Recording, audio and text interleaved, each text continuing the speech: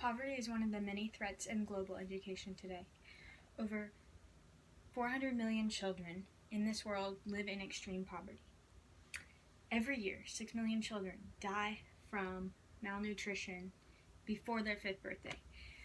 13% of the world's youth aged 15 to 24 are unemployed. 171 million children could be lifted out of extreme poverty if they just had basic reading skills. At the age of 4, poor children have heard 30 million fewer words than those children who were raised in an upbringing home. When you think about these numbers, it's crazy. It really just rings a bell as to how many kids are actually in poverty. And 1 in your 5 children in your future classrooms will be raised out of poverty. Children in poverty often tend to come into school with lower levels of language development and reading skills and their ability to socially interact with others. Children who are raised in poverty homes often feel insecure about themselves, and this is a huge problem in education. Children aren't able to make friends as easily as children that are raised in a well upbringing home. Children who come from poverty homes, it goes anywhere from, the range is anywhere from divorce to, these children come from homes that are unstable. They move from one location to the other due to jobs. Their parents can't supply them with a stable home. This internally affects how they think about things, how they process information. They aren't able to sit down and just focus in on one thing. When you talk about poverty, you probably just think about money, but it's much bigger than that.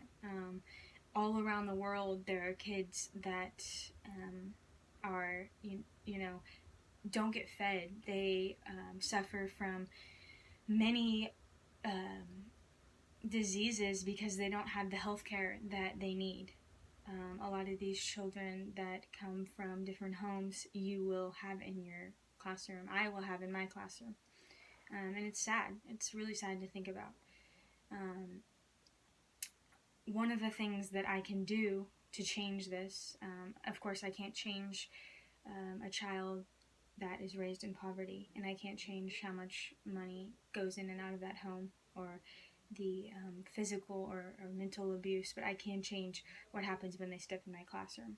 And I plan to build relationships with each one of my children, and I want them to feel that when they step into my classroom, it is a safe place to come. It is a place where they feel secure and they feel a high self-esteem. I actually coach a soccer team in my local town right now, and I didn't know any of these kids going into coaching, and I don't know their backgrounds. But the biggest thing I can do is love on them and give them the attention that they lack at home. More times than not, children just want attention from someone that cares. They lack a lot of that at home. Children who are raised in poverty lack that at home. And so if I am able to give them that in a classroom, then I think that my job is very well accomplished. Not only does poverty affect the way that a child feels, but like I was talking about earlier, in academics, lots of children come into the classroom and they're behind. They're behind the charts that are raised in poverty-leveled homes.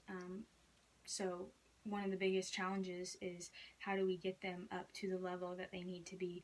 Well, it takes, teachers that are dedicated and care, and you just take it one day at a time. So you need to spend that extra additional time with each child to make sure they are getting to the level of academic success that they need to be at. I think it's very important that we acknowledge all of these children that come into our classroom and don't come from the best homes, because you have the ability to change where they go with their future education and future jobs.